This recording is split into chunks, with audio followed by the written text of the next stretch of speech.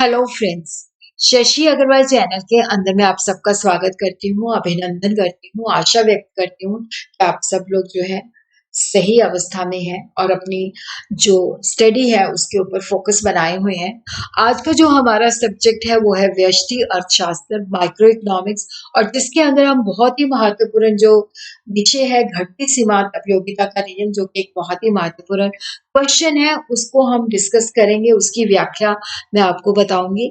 अगर आपको मेरा ये प्रयास सही लगता है तो इसको लाइक कीजिए, शेयर कीजिए और मेरे चैनल शशि अग्रवाल को सब्सक्राइब कीजिए।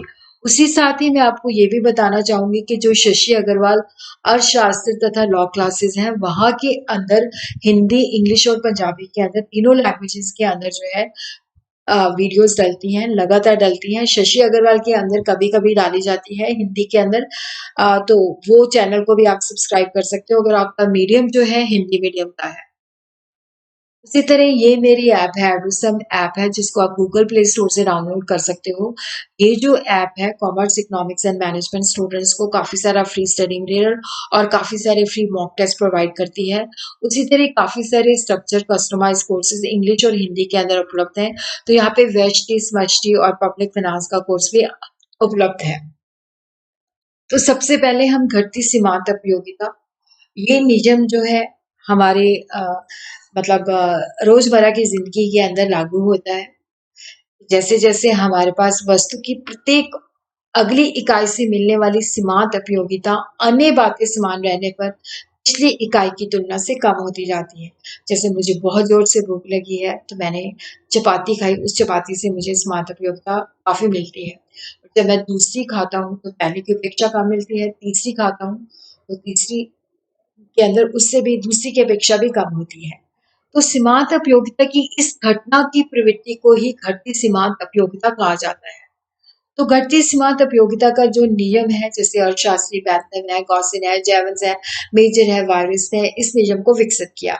और जेवंस के साथ ये नियम जो है वेबनर, फ्रिशनर जो है इसको कहते हैं कि वो मनोवैज्ञानिक नियम के ऊपर आधारित है। क्योंकि जैसे जैसे एक ही वस्तु की अगर मात्रा बढ़ती जाएगी तो उसकी अतिरिक्त इकाइयों का महत्व कम होता जाएगा। और इसको नव परंपरावादी अर्थशास्त्री मार्शल ने भी इस नियम की व्याख्या की है। और इस नियम को हम गॉसेन का प्रथम नियम भी कहते हैं। की जो परिभाषा है वो मार्शल ने दी है। मार्शल का ये कहना है कि एक मनुष्य के पास एक किसी वस्तु की जितनी मात्रा हो तो उसमें निश्चित वृद्धि के फलस्वरूप उस व्यक्ति को जो अतिरिक्त उपयोगिता प्राप्त होती है तो वो उसकी मात्रा में होने वाली प्रत्येक वृद्धि के साथ कम होती जाती है। जैसे आपको किसी ने व्हाइट शर्ट गिफ्ट में दी तो आपको बहुत अच्छा लगा, फिर उसके बाद आपको वो व्हाइट शर्ट जो है आपके घर के अंदर से भी किसी आपकी सिस्टर ने भी लाके दी तो उसकी सीमांत उपयोगिता कम होगी। उसके बाद आपको जो आपकी फ्रेंड है उसने भी दी तो उससे भी सीमांत उपयोगिता कम होती जाएगी। तो जब हमारे पास किसी चीज का स्टॉक बढ़ता जाता है तो उसके अंदर जैसे जैसे और इकाई आती जाती है उससे मिलने वाली हमारी जो सीमांत उपयोगिता है वो पहले से कम होती जाती है। The additional benefit which a person derives from a given stock of a thing diminishes with every increase in the stock that he already has. तो यहाँ पे जो हमारी घटती सीमांत उपयोगिता का नियम है वो कुछ मान्यताओं के ऊपर आधारित है कि जो उपयोगिता है उसको मापा जा सकता है। जैसे मैंने चाय का सेवन किया है तो चाय के कप से मुझे कितनी यूटिलिटी मिली है उसको यूटिल के अंदर मापा जा सकता है। उपयोगिता को जमा किया जा सकता है, जोड़ा जा सकता है, घटाया जा सकता है। मुद्रा की मुद्रा से मिलने वाली जो उपयोगिता होती है वो स्थिर रहती है। प्रत्येक वस्तु की जो उपयोगिता होती है वो स्वतंत्र होती है, वो दूसरी किसी वस्तु की उपयोगिता को प्रभावित नहीं करती। उपभोक्ता की आय में परिवर्तन नहीं होता। उपभोक्ता की जो रुचि है, फैशन है, आदतें हैं, उसमें परिवर्तन नहीं होता। वस्तु तथा उनके प्रतिस्थापन की कीमत में भी परिवर्तन नहीं होता।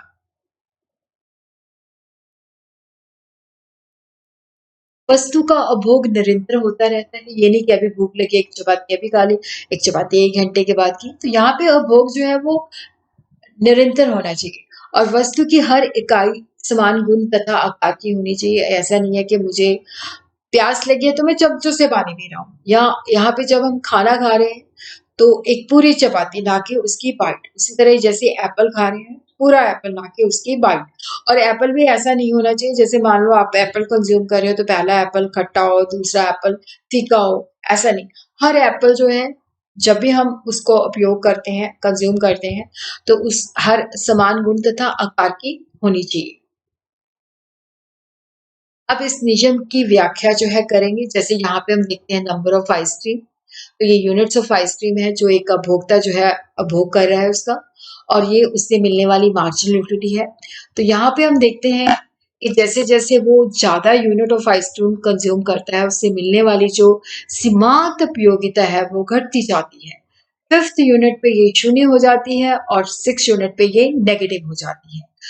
तरह से आपने यहाँ पे लिखना है कि 5th यूनिट के अंदर ये 0 हो जाती है, 6th यूनिट के अंदर ये नेगेटिव होती जाती है। टेबल से हमें दिखता है कि जैसे-जैसे हम ज़्यादा आइसक्रीम का सेवन करतेंगे करेंगे, तो उससे मिलने वाली जो सीमांत उपयोगिता है वो कम होती जाती है।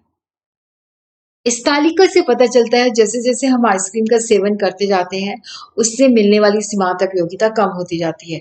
जब हमने 5वां आइसक्रीम कप लिया तो उसमें हमें 0 सीमांत उपयोगिता मिली, और जब हमने 6वां कप खाया तो उससे हमारी ऋणात्मक हो गई, नेगेटिव हो गई। और इसको हम इस तरह से ग्राफिकली जो है शो कर सकते हैं। तो यहाँ पे हमने क्वांटिटी लेनी है यूनिट ऑफ आइसक्रीम, तो यहाँ पे हमने इक्वल 1 2 3 4, और उसी तरह देखो यहाँ पे जो हमारा सीमांत उपयोगिता कर्व है वो ऊपर से नीचे की तरफ आ रहा है। 5th यूनिट पे वो शून्य हो जाता है और 6th यूनिट पे वो नेगेटिव हो जाता है।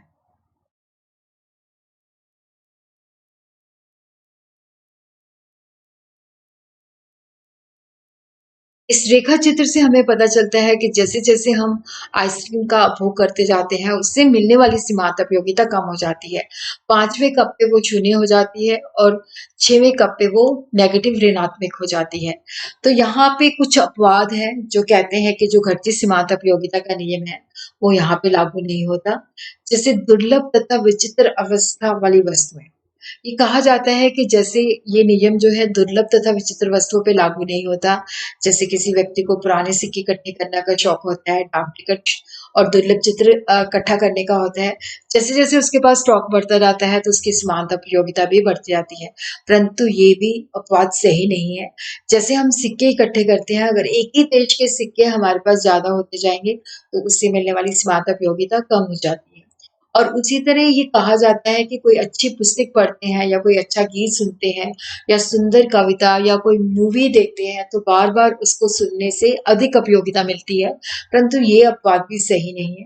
अगर हम एक ही गीत को बार-बार सुनते हैं तो उससे मिलने वाली सीमांत उपयोगिता कम होती जाती है। कंजूस व्यक्ति। कहा जाता है कि ये नियम कंजूस व्यक्ति पर लागू नहीं होता क्योंकि उसके पास जैसे-जैसे धन बढ़ता जाता है, तो उसकी लालसा भी बढ़ती जाती है, सीमांत उपयोगिता भी बढ़ती जाती है, परंतु ये भी बात सही नहीं है। जब किसी व्यक्ति के पास भोजन तथा कपड़ों के लिए जो मुद्रा खर्च करता है, वो मुद्रा की उस राशि को चाँदी और सोने पर खर्च नहीं कर पाता, क्योंकि जितना सोना-चाँदी ज़्यादा होता है, उसकी उपयोगिता कम हो जाती है, भोजन कम हो जाता है, तो उसकी उपयोगिता बढ़ जाती है। उसी तरह कहा जाता है कि ये जो नियम है शराबी व्यक्ति पे ये लागू नहीं होता। जैसे-जैसे वो शराब को ज़्यादा पीता है, तो उसको ज़्यादा शराब की माँग करता है। पर ये भी सही नहीं है, क्योंकि एक अवस्था ऐसी आती है कि जब शराबी ज़्यादा शराब पीता है, बेहोश हो जाता है या उल्टियाँ करने लग जाता है।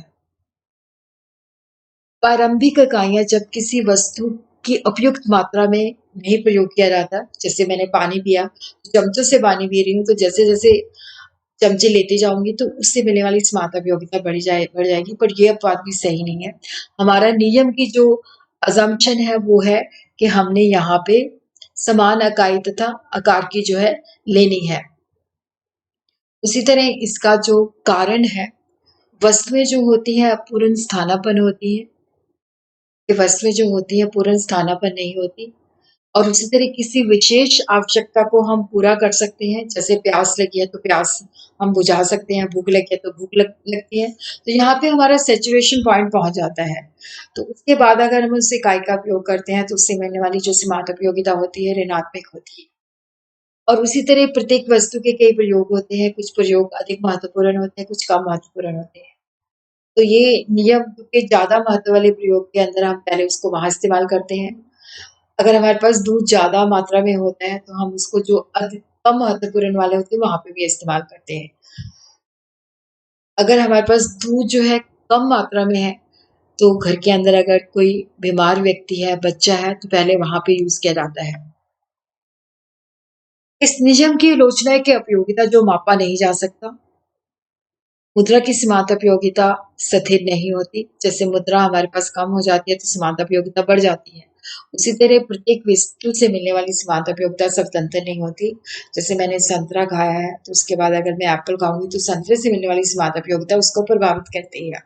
सीमांत उपयोगिता का अनुमान सभी अवस्था में नहीं लगाया जा सकता, क्योंकि वस्तुएँ ऐसी होती हैं जिनको हम थोड़ी-थोड़ी मात्रा में नहीं ले सकते, और ये नियम कई अवास्तविक मान्यताओं के ऊपर आधारित हैं।